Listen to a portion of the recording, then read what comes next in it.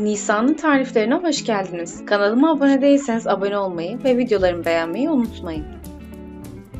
Bugün sizlerle soğuk sütlü kadayıf tatlısı yapacağız. 500 gram kadayıfın üzerine 300 gram eritilmiş tereyağını ekleyip güzelce karıştıralım.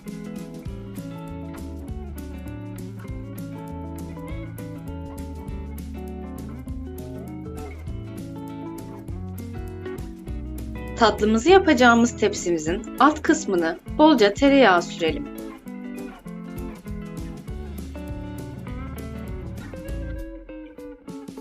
Hazırladığımız kadayıfımızı yarısını tepsimizin alt kısmına güzelce her yere eşit olacak şekilde koyalım.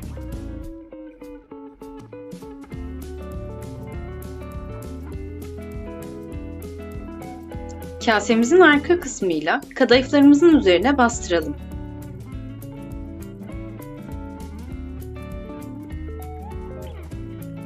Kadayıfımızın üzerine hazırladığımız ceviz içini güzelce her yerine serpelim.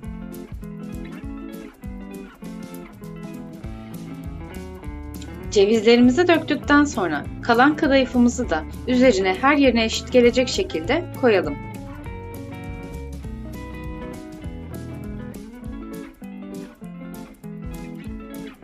Bir kase yardımıyla kadayıflarımızın üzerine bastıralım. Daha sonra önceden ısıtılmış fırında kontrollü pişirelim.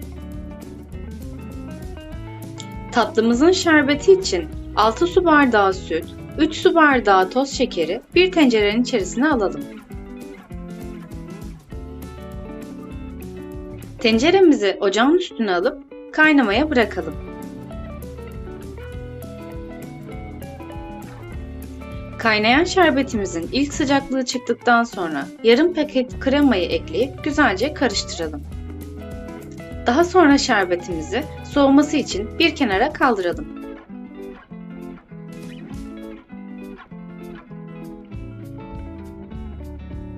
Fırından çıkardığımız kadayıfımızın ilk sıcaklığı çıktıktan sonra soğuyan şerbetimizi tatlımızın üzerine döküp bir gece bekletelim.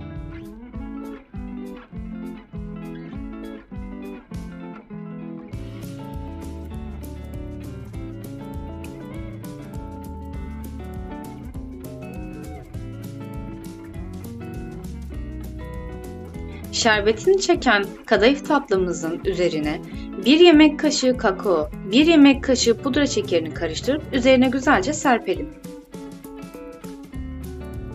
Üzerine rendelenmiş çikolatamızı da her yerine gelecek şekilde dökelim.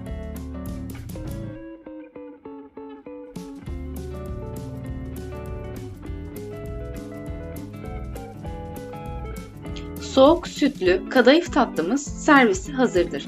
Şimdiden deneyecek olanlara afiyet olsun. Kanalıma abone değilseniz abone olmayı ve videolarımı beğenmeyi unutmayın. Yorum kısmında duygu ve düşüncelerinizi benimle paylaşabilirsiniz.